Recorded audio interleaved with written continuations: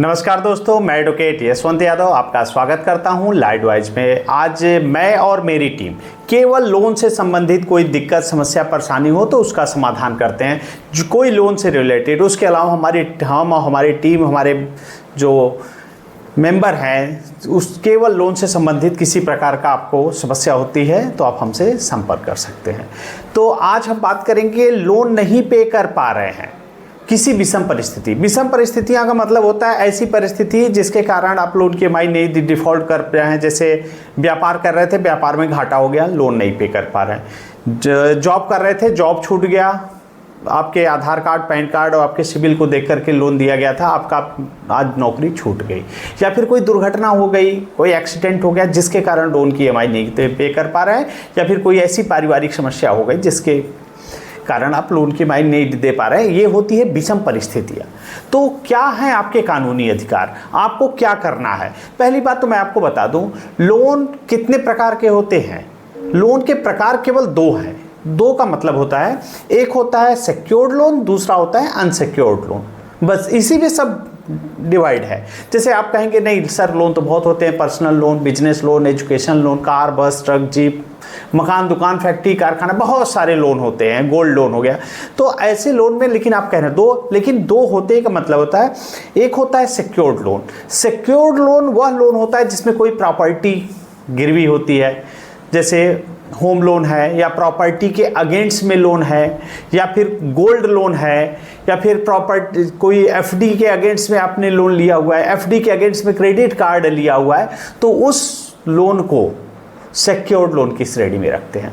Secured loan में होता है कि प्रॉपर्टी माने कोई कीमती वस्तु या प्रॉपर्टी उनके पास, बैंक के पास गिरवी रख दी जाती है, उस पे होता है। उसमें भी देखिए सेटलमेंट सिक्योर्ड लोन भी होता है, लेकिन उसकी कंडीशन होती है, अगर आपके पास सिक्योर्ड लोन है, नहीं पे कर पा रहे हैं, तो सरफेसी एक्ट के तहत कंपनियां, बैंक और NBFC अपनी कार्रवाई करती हैं।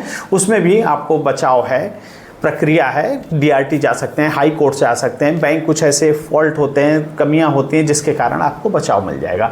आज हम जो बात करेंगे अनसिक्योर्ड लोन पे। अनसिक्योर्ड लोन वह लोन जिसमें कोई प्रॉपर्टी मॉर्गेज ना हो, जो आपके सिविल को, आधार कार्ड को, आपके पैन कार्ड को देख करके दिया गया हो, जिसमें कोई भी कीमती वस्तु गिरवी ना हो। जैसे हो गया पर्सनल लोन, हो गया बिजनेस लोन, हो गया एजुकेशन लोन, ऐसे लोन जिसमें कोई प्रॉपर्टी मॉर्गेज ना हो, तो उसमें वो सब कैटेगरी जो होती है अनसिक्योर्ड लोन पे आ रही है। अगर आप नहीं पे कर पा रहे हैं, लोन लिए हैं नहीं पे कर पाए, तो इसमें भी दो कैटेगरी होती है। एक होती है जेन्युइन डिफॉल्टर, एक होते हैं बिलफुल डिफॉल्टर। जेन्युइन डिफॉल्टर वह डिफॉल्टर होते हैं जो किसी विषम परिस्थिति के कारण लोन की EMI नहीं दे पा रहे हैं, कुछ दुर्घटना वगैरह, कोई भी विषम परिस्थिति हो सकती है। और दूसरा होता है बिलफुल डिफॉल्टर, माने आपके पास पैसे हैं लेकिन आप जानबूझ के नहीं दे रहे हैं, वो होते हैं बिलफुल डिफॉल्टर। तो बिलफुल डिफॉल्टरों की संख्या बहुत कम होती है। ज़्यादातर लोग तो लोन लिए हैं, एक लोन को चुकाने के लिए दूसरा, तीसरा, चौथा लोन के चक्रव्यूह में फंस करके डिफ़ॉल्ट हो जाते हैं, और बिलफुल डिफॉल्टरों की संख्या बहुत कम होती है। हमारे जो क्लाइंट हैं, सब्सक्राइबर हैं, सब जेन्युइन डिफॉल्टर होते हैं। बिलफुल डिफॉल्टर वह डिफॉल्टर होता है जिस जानबूझ के ऐसा कर रहे हैं, पैसे हैं, देना नहीं चाहते, उनकी नीयत खराब है, तो उस कंडीशन में। और एक कंडीशन ये होती है कि कंपनियां और NBFC कंपनियां, बैंक इतने ब्याज, पेनल्टी, जुर्माना इतना ज़्यादा लगा दी है कि लोग 5 लाख का लोन है, 10 लाख दे चुके हैं, उसके बाद भी लोन की EMI खड़ी है। तो इतना ज़्यादा होने के बाद वो हताश होकर, परेशान होकर कि अब मैं पे नहीं कर पाऊँगा इतना पैसे, तो उसके कारण डिफ़ॉल्ट हो जाते हैं।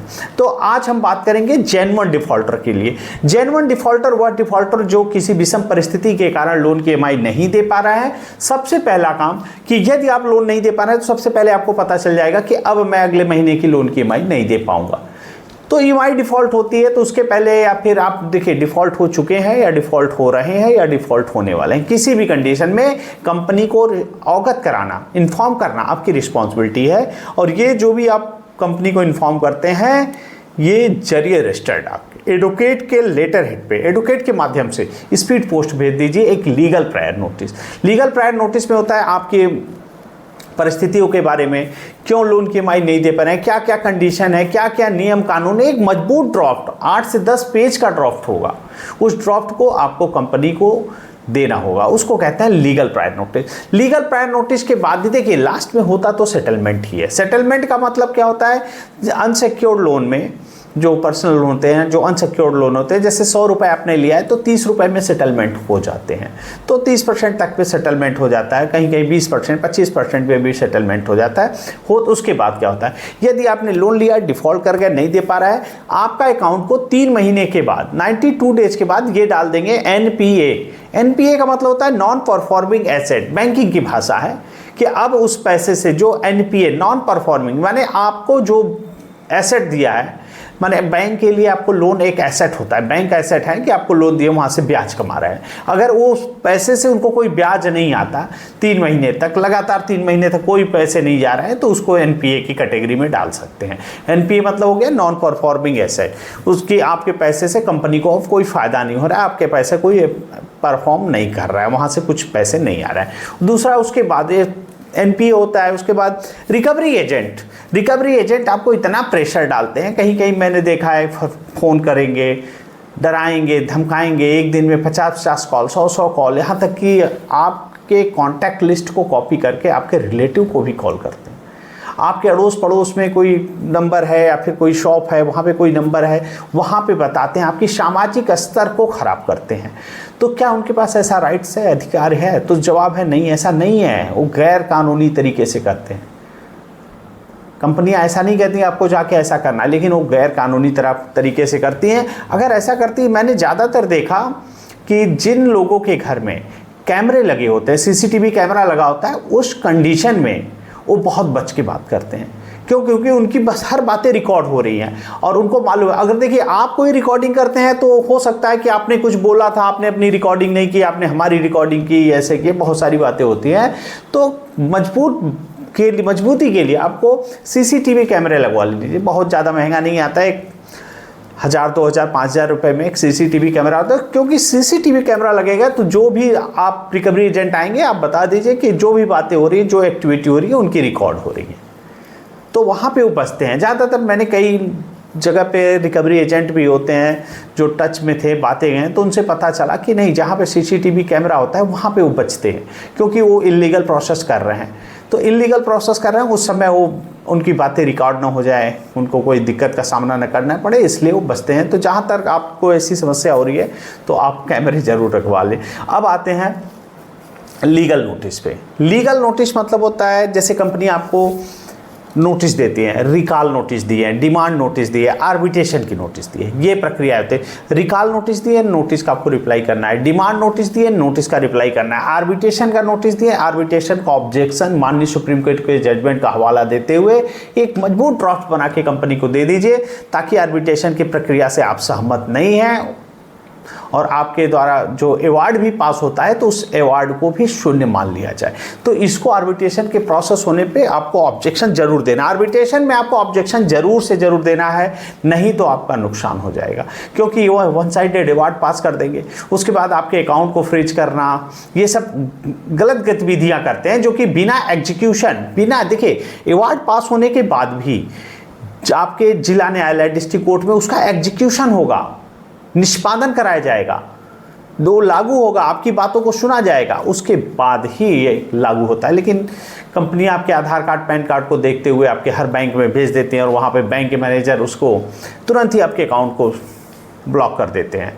कई केसेस में ऐसा देखा गया कि आर्बिट्रेशन का एक पक्षी आदेश मिला और उन्होंने बंद कर दिया, जो कि बिना कोर्ट के आदेश का संभव नहीं है। तो एजेंट से निपटना करना है कैसे है? अगर आपके यहाँ एजेंट आते हैं तो सबसे पहला काम कि आपने जो लीगल प्रायर नोटिस जरिए स्पीड पोस्ट एडवोकेट के माध्यम से दिया है, आप एजेंट को दे दीजिए कि मैं हमारे एडवोकेट के माध्यम से ये कंपनी को नोटिस गया है, नोटिस का जब रिप्लाई आएगा, जवाब आएगा, तो हमारे एंड से उसका रिप्लाई किया जाएगा। जो बातें करनी है आपको एडवोकेट को आगे रखते हुए आप उसको प्रोसेस में रखिए कि हाँ, हमारे एडवोकेट ने लीगल प्रायर नोटिस दिया है, उसका रिप्लाई आएगा तो हम आगे का प्रक्रिया करेंगे, हमारी जो विषम परिस्थिति है मैंने कंपनी को इन्फॉर्म कर रखा है। तो ये हो गया लीगल प्रायर नोटिस। अगर रिकवरी एजेंट आते हैं, ID card, home visit letter और DRA का लाइसेंस। ID कार्ड मतलब कोई भी घर पे आया, आप हैं कौन, पहले I कार्ड होना चाहिए। तो I कार्ड है, हाँ या ना है तो बात करिए, नहीं है तो निकालिए, कोई ज़रूरत नहीं उससे बात करनी। उसके बाद होम विजिट लेटर कि आपने जो हमारे घर पे विजिट करने आए तो उसके लिए अथॉराइज्ड हैं कि नहीं, होम विजिट लेटर, DRA का लाइसेंस, डेप्ट रिकवरी एजेंट का लाइसेंस होना जरूरी है। अगर इतने डॉक्यूमेंट है तो ही बात करिए, और नहीं है तो कोई ज़रूरत नहीं है आप इनसे बात करने के लिए। उसके बाद सेटलमेंट का ऑफर आता है 20, 25, 30% तक में आपके अनसिक्योर्ड लोन में। जैसे 10 लाख का लोन है तो 3 लाख तक में सेटलमेंट हो जाएगा, और सेटलमेंट पैसे हैं तो इनके पैसे दे दीजिए, नहीं है थोड़े हैं कम है तो सेटलमेंट ही करके दे दीजिए, क्योंकि एक कर्ज मुक्त ज़िंदगी जीना वो सबसे अच्छा काम होता है। नहीं तो रिकवरी एजेंट का हरासमेंट, प्रॉब्लम, समस्याएं, आपके मेंटली हरासमेंट, अब कल मन में जो गलत विचार आने लगते हैं उस सब से आपको समाधान मिल जाएगा। इसलिए पैसे कम हैं तो सेटलमेंट करके ही क्लोज करके कर्ज मुक्त हो जाइए। और इसके बाद बहुत सारे लोग का फ़ोन आता है, पूछते हैं सर क्या हमारा सिविल ख़राब हो जाएगा? हाँ बिल्कुल, सिविल आपका ख़राब हो जाएगा। सिविल ख़राब होने के बाद 6 महीने, साल भर के बाद आपके सिविल को सही किया जा सकता है। उसके लिए आपके एडवोकेट आपको पूरी सपोर्ट कर देंगे। अगर ज़रूरत पड़ेगी आपको हमसे संपर्क करना हो, हमारा कॉन्टैक्ट नंबर है, आप हमसे संपर्क कर सकते हैं। और मैं अपनी बातों को अब यहीं समाप्त करता हूँ। जय हिंद, जय भारत, नमस्कार।